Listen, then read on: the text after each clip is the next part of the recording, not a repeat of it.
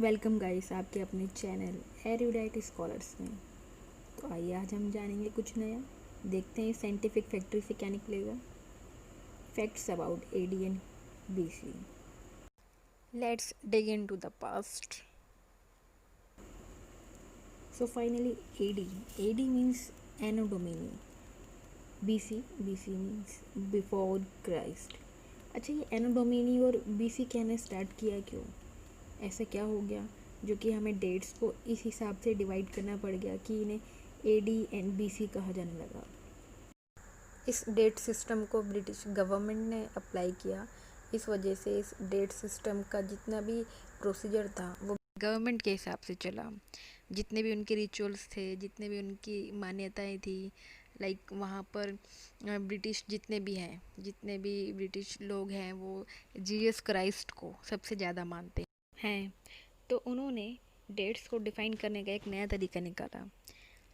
जितने भी incidents history में हुए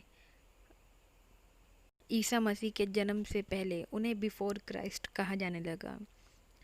सेकंड में, जितने भी इंसिडेंट्स उनके जन्म के बाद हुए तो उन्हें एनो डोमिनी कहा जाने लगा। इसी हिसाब से हमारा डेट सिस्टम आज के टाइम पे चल रहा है।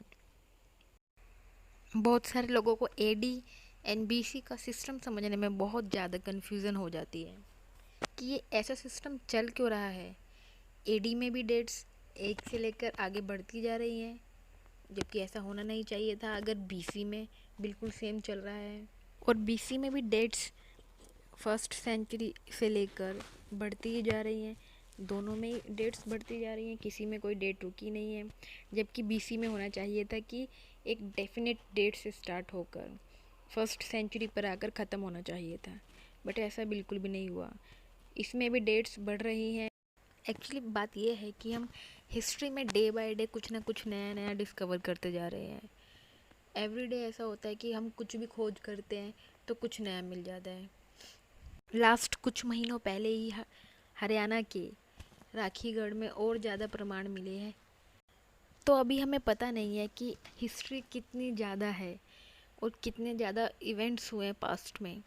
तो कब हम एक डेफिनेट डेट नहीं निकाल सकते हैं कि ठीक है, इस डेट से लेकर फाइनली बीसी के फर्स्ट सेंचुरी पे आकर ख़त्म हो गई है हिस्ट्री। नहीं, फर्स्ट सेंचुरी से में ख़त्म तो हुई है, लेकिन उससे कई ज़्यादा लाखों साल पुरानी हिस्ट्री है।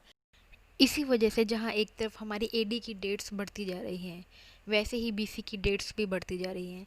जैसे जैसे नई खोज हो रही हैं वैसे वैसे डेट्स आगे बढ़ती जा रही हैं। तो यही कारण है कि बीसी में भी डेट्स बढ़ रही हैं और एडी में भी डेट्स बढ़ रही हैं। जब तक नई नई डिस्कवरीज होती रहेंगी तब तक बीसी की डेट्स और ज़्यादा बढ़ती रहेंगी।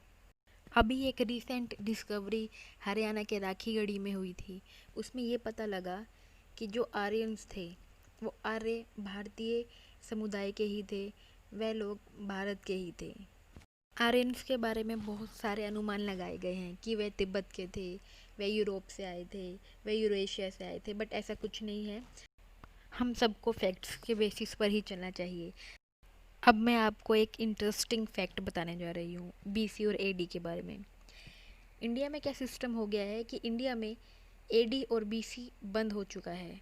अब हम बीसी की जगह कहते हैं बीसीई, यानी कि बिफोर कॉमन एरा, और एडी की जगह हम कहते हैं CE, it means common era.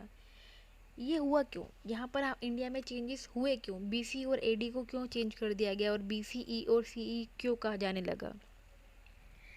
पहले ब्रिटिश गवर्नमेंट इंडिया के ऊपर रूल कर रही थी, जिस वजह से हमें भी उनके सारे रूल्स एंड रेगुलेशंस फॉलो करने पड़ते थे। बट अब जब इंडिया फ्री है, उसे फ्रीडम मिल चुकी है, तो फिर हम उनके बनाए हुए रूल्स क्यों फॉलो करेंगे? इस वजह से इंडिया ने अपना ही डेट सिस्टम निकाला। उन्होंने बीसी की जगह बीसीई कर दिया और एडी की जगह सीई कर दिया। ये था आज का हमारा topic, facts about AD and BC. I hope guys अब आप सबको डेट सिस्टम क्लियर हो चुका होगा that what it is. So finally ये टॉपिक ख़त्म होता है यहीं पर।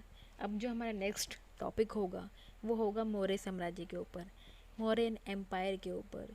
मगध और उसके राजा के बारे में जानेंगे हम नेक्स्ट टॉपिक में।